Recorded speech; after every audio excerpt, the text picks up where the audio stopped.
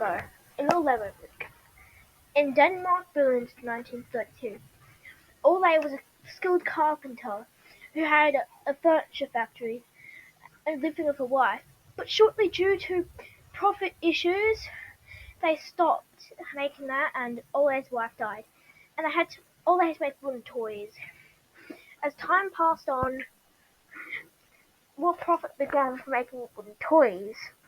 And a wooden toy sparked up some inspiration. After school, one of his sons called Godfrey helped him by vacuuming toys and profit sales, making wooden toys. They thought that the wooden toys were so good, and and they earned a lot of money. So Ole went around driving, but he wasn't that successful because he's not a good businessman. And the wooden toy in Denmark turned out to be pretty successful because a wholesaler came there. But unfortunately, he filed bankruptcy. They thought they had a good name called Legot, which in Danish means plain well.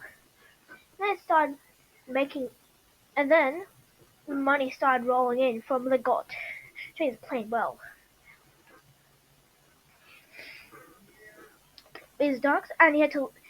But Godfrey found out to save more money without lacquering it so much. Unfortunately, Godfrey got into so much trouble, and he had to go to the train station, unpack all the toys, and lacquer them, and then put it back to the train station. Yeah. As time passed on, they found a name called Lego. It meant I put together. When World War II broke out, a fire happened.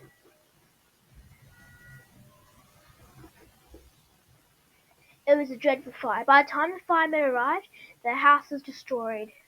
Flames, all the blueprints and wooden toys could not be saved. But yet again, Ole wasn't the man who gave up. So, he made a new wooden toy factory, and he went to Denmark, sale, to get a new molding machine. He thought it was very good. But Godfrey wasn't very good spending money. He didn't really like the idea. So they started making these little bricks without tubes in them. And something that Ole couldn't stop figuring out about them. So I started making more profit because I figured out you could put them together. Then Godfrey and his wife went out to travel in a car in the whole of Denmark to get more money, but they were more successful than Ole, which was very good. They arrived in time for Ole's 60th birthday, and they thought taking pictures of the three generations, Ole, Godfrey, and the child who now owns Lego. But then Godfrey went to an important business meeting on a ferry, and some business owner said, "There's no system in Lego." But Godfrey thought it worked very well. When Godfrey went back home, he was thinking about system all the time, and he thought about putting tubes in them, and that's how the Lego system got made out, how you know it today. But well, it isn't called Lego system anymore, it's just called Lego.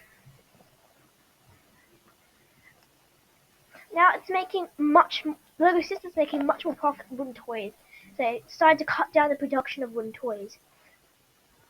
The little Lego brick became more successful than they ever imagined. But